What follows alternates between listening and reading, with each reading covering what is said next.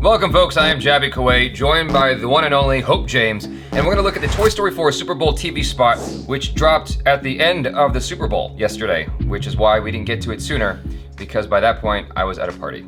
So, let's check this out. Are you a Toy Story fan? Yes. Okay. I watched all three Toy Stories multiple times, except for the third one. I watched 1 and 2 many times. Okay. I watched the third one once, and it moved me, and I will forever stand by the fact that I wanted them to die.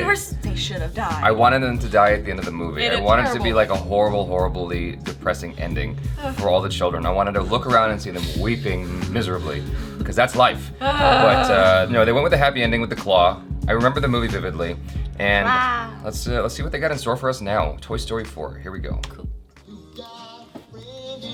Wow, this place is amazing. Wasn't Buzz gonna meet us here? He must be held up somewhere.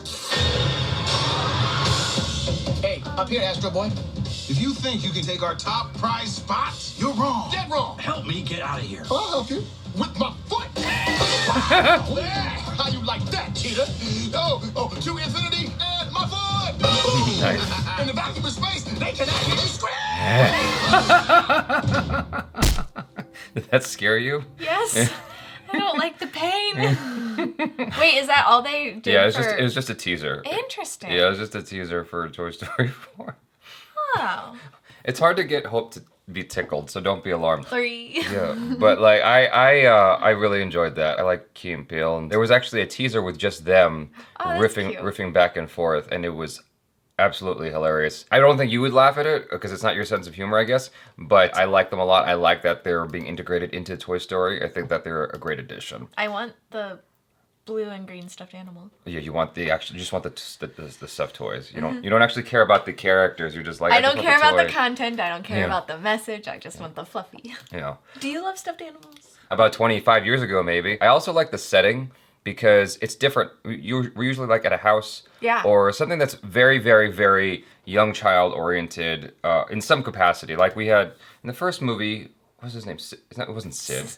It wasn't Sid, right? Was it Andy. Sid? Andy, that's right. Andy. Sid was the enemy the bad guy across the street, right? So we had Andy who was what, like 8, maybe 9 years old, and then he got a little bit older, and we started to explore the theme of being abandoned because you're an old toy, and we bring in the cowgirl, and we brought in a couple of other people from there, but the guy from Frasier was the villain in that one. What's his name?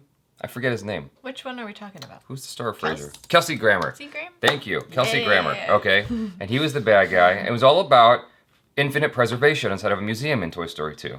Oh, the Proctor. Yeah, and then Toy Story 3 is when they get stuck inside of a kid's daycare center, right? Yeah. That happens eventually. Here we're actually at a theme park where you have a wide variety of ages, but a lot of adults. It introduces a lot of new opportunities being inside of an area like this, I think. New opportunities for jokes, for circumstances, for conflict.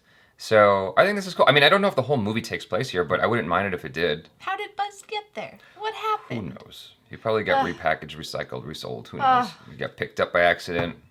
So last I knew, they were with a Hispanic family at the end of Toy Story 3, so I'm not sure what happened there. Maybe they got sold off. Eventually, it just happens. Toy trafficking. Toy trafficking.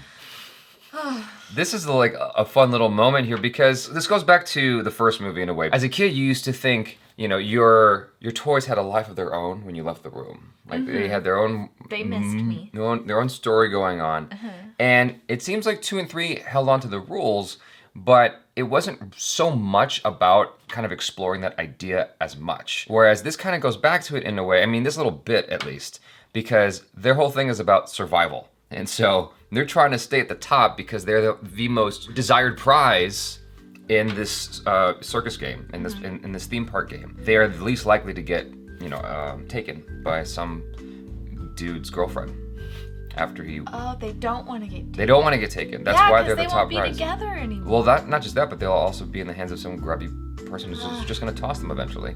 Oh gosh, that was always so sad. Yeah.